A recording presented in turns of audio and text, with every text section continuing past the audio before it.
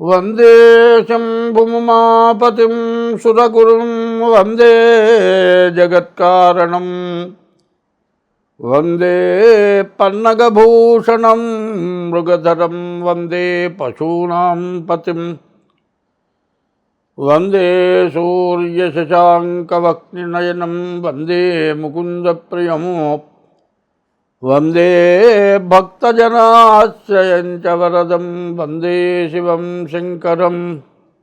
2025 సంవత్సరం జూన్ నెల 16 నుంచి 30 వరకు మరి 4వ రాశి కర్కాటక రాశి ఫలితాలు చెప్పుకుందాం. కర్కటస్య నిశాకరః. కర్కాటక రాశికి చంద్రుడు అధిపతి. ఈ కర్కాటక రాశికి చంద్రుడు అధిపతి అవ్వటం చేత కర్కాటక రాశి ఎంతో పుణ్యం చేసుకుంది. ఎందుకంటే 9 గ్రహాల్లో సూర్య చంద్రుడు ప్రధానమైన గ్రహాలు. సూర్యుడేమో క్షత్రియుడు, అవసరమైతే కత్తిపెట్టి నరుకుతాడు. చంద్రుడు అట్లా చేయడు. చంద్రుడు శాంత స్వభావి. చంద్రుడు ఇప్పుడు కూడా ప్రేమ స్వభావం గలవాడు. ఎవరితో శత్రుత్వం లేనటువంటి వాడు చంద్రుడు. ఈ చంద్రుడికి సంబంధించిన రాశి కర్కాటక రాశి. రామచంద్రమూర్తి కర్కాటక రాశిలో పుట్టాడు. త్రేతాయుగంలో కర్కాటక రాశిలో రామచంద్రమూర్తి పుడితే ఏదైనా కొత్త వ్యాపారం మొదలు పెట్టాలంటే మొదట శ్రీరామ రాస్తున్నారు. మనం రామన్ రాస్తే ముస్లిం రహీం రాస్తున్నారు. రామన్న రహీమన్న హొడే, రవెన్న సూర్యుడన్న హొడే. కాబట్టి రామ అనేటువంటి పేరు లేకుండా ఏదీ జరగట్లే. ఈ రాముడు ఎట్లా పుట్టాడు అంటే నారాయణ అనే 4 అక్షరాల్లో 2వ అక్షరం రా. నారాయణలో 2వ అక్షరం రా. నమశివాయలో 2వ అక్షరం మా. నమశివాయేమో ఈశ్వరుడు, నారాయణుడేమో విష్ణుమూర్తి. విష్ణుమూర్తి 2వ అక్షరం రా, ఈశ్వరుడు 2వ అక్షరం మా. 2 కలిసి రామ అయింది. ఈ రామ అనే అక్షరాలు ఋషియాదులు పుట్టించి రాముడిని జన్మించవలసిందిగా మరి ఆదేశించారు. ఆయన కర్కాటక రాశిలో రామచంద్రమూర్తి పుట్టాడు. అటువంటి కర్కాటక రాశిని ఎవరు పుట్టినా సరే పూర్వజన్మలో ఎంతో పుణ్యం చేసుకుంటేనే పుడతారు. ఒక మనిషిని పోలిన వాళ్ళు 7 ఉన్నారు.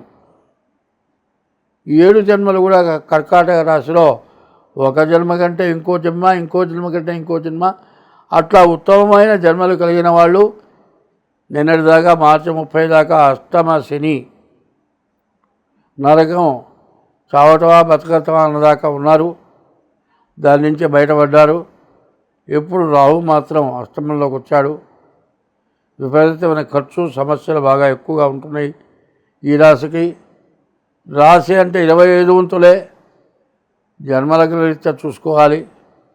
జన్మలగ్నం అంటే పుట్టిన తారీఖు, నెల, సంవత్సరం టైం ద్వారా జన్మలగ్నం వస్తుంది. అట్లా కాని పక్షంలో హస్త సాముద్రిక ద్వారా కానీ మీ జాతకం చూసుకోండి. అయితే ఉన్న పరిస్థితి మాత్రం చాలా క్రిటికల్గా ఉంది. 25 నుంచి 28 లోపల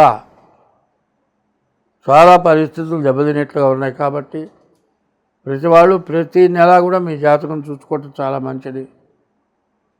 ఎందుకంటే గోటుతో గీకావు. ఈ గోరుకి ప్రతి విషయం కూడా తగిలేదే. స్కూల్లో చదువుకునే రోజుల్లో కూడా ఆ గోరు లేకుండా తీసేసేవాళ్ళు. తినేటప్పుడు చేతులు శుభ్రంగా కడుక్కొని తినేవాళ్ళు. ఈ గోరు విషయం ఏమవుతుందంటే గీకామనుకో అది రణమై చచ్చిపోయే పరిస్థితి వస్తుంది. ఎందుకంటే దేశం, నీరు, గాలి అన్నీ విషవాయువులు అయిపోయినాయి. కాబట్టి ఈ కర్కాటక రాశి వాళ్ళు చాలా జాగ్రత్తగా ఉండాల్సిన అవసరం ఉంది.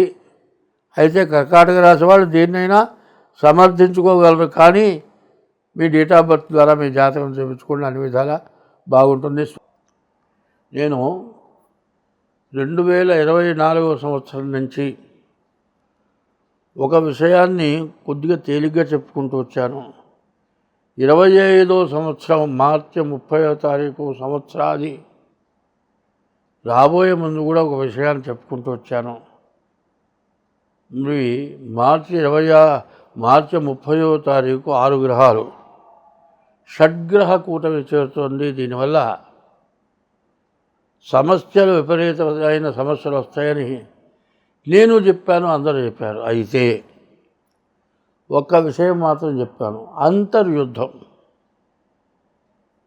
లోపల ఒక యుద్ధం జరుగుతుంది. ఆ అంతర్యుద్ధం బహిర్యుద్ధం అయితే పబ్లిక్, దాని గురించి ఎదురులేదు. ఉంటే చేసైతే కొట్టుకుందాం, బతికితే బతుకుదాం, చస్తే చద్దాం. అది లోపల బయట ఒకటే. కానీ అంతర్యుద్ధం ఎట్లా ఉంటుందంటే బయట కనపడదు, లోపల జరుగుతుంది. లోపల ఆలోచన వేరు, బయట ప్రవర్తన వేరు. దీనివల్ల జనానికి విపరీతమైన సమస్యలు ఉన్నాయి. ఏంటి ఆ సమస్య అంటే, పనిచేసేవాడు, బాధ్యతగా పనిచేసేవాడికి వాడు పిప్పి అయిపోయినా సరే, పొడి రాలిపోయినా సరే, వాడు మాత్రం నలిగిపోయినా సరే, వాడు ఉన్నా పర్వాలే, ఊడిపోయినా పర్వాలే, వాడు మాత్రం తాట తీద్దాం.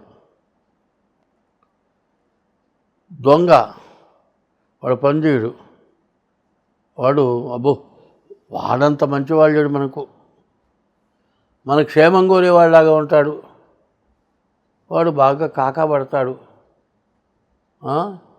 ఎక్కడెక్కడ వార్తలు తెచ్చి పెడతాడు, ఎక్కడ సమస్యలు తెచ్చి చెబుతాడు.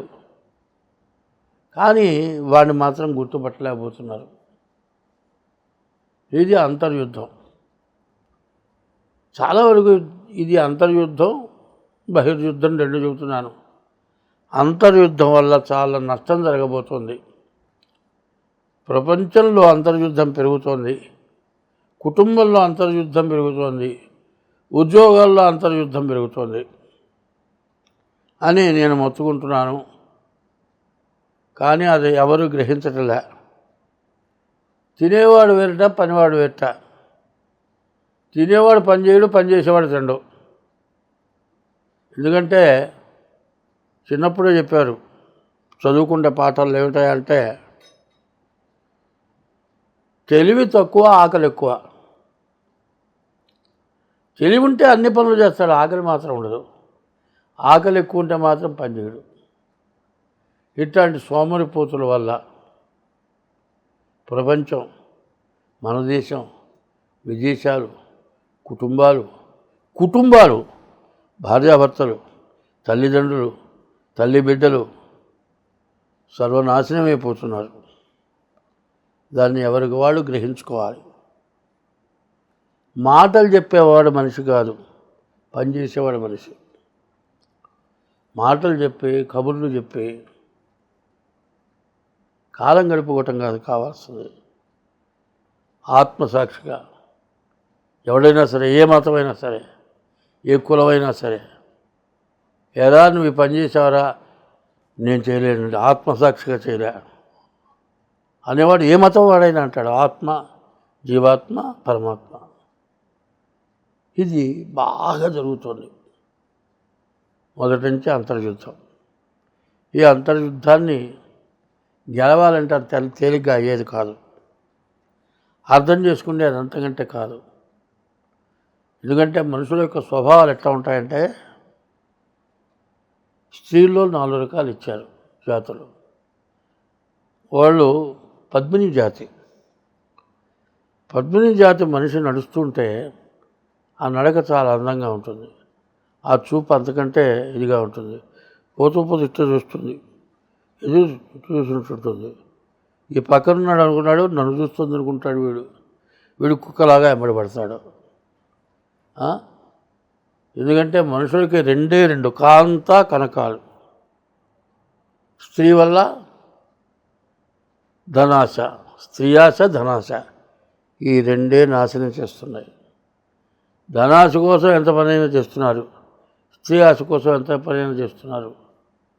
ఇది ముఖ్యంగా చెప్పాలంటే మనకు కావాల్సిందంతా ఎవరిస్తున్నారు? భూమి. భూమి నుంచి మనకు సర్వం లభిస్తుంది. తండ్రి ఒక విత్తనం వేస్తున్నాడు. ఆ విత్తనం వల్ల మొక్క పెరగాలంటే గర్భంలో ఉన్నటువంటి పిండాన్ని, విత్తనాన్ని, రక్తం, కండ, ఎముకలు, చర్మం, నవరంధ్రాలు, 9 రంధ్రాలు, వీటినన్నింటినీ సృష్టించగలిసింది తల్లి. విత్తనం వేసేవాడు తండ్రి. విత్తనం లేకుండా వృక్షం అవుతుందా? వృక్షం కావాలంటే విత్తనం కావాలి.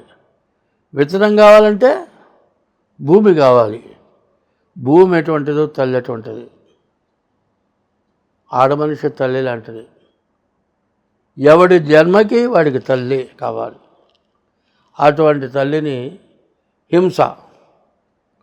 నీ తల్లి లాంటిది పరస్త్రీ అనే ఆలోచన ఎవరికన్నా ఉందా? అట్లా లేదు. లేకపోగా నాబోటి వాడు అన్నట్టు, నాయన ప్రతి స్త్రీని తల్లిలాగా చూడాలరా నాయన అని చెప్పాట. కొడుకు అన్నట్ట, నాన్న నీది ఎంత స్వార్థం అన్నట్ట. ఏంటి అట్లా అంటావంటే, అందరూ స్త్రీలు నాకు తల్లి అయితే ఊళ్ళో వాళ్ళంతా నీకు పిల్లలు కావాలా అని అడిగాట. అంత దురాగతమైనటువంటి తెలివితేటలు పెరిగి దేశం క్షోభ, సంక్షోభమా, శోభగా ఉండాలా, సంక్షోభంగా ఉండాలా, దీన్ని బాగా పరాకాష్ఠగా ఆలోచించి అందరూ జాగ్రత్త తీసుకుంటే అందరం బాగుంటాం. స్వస్తి.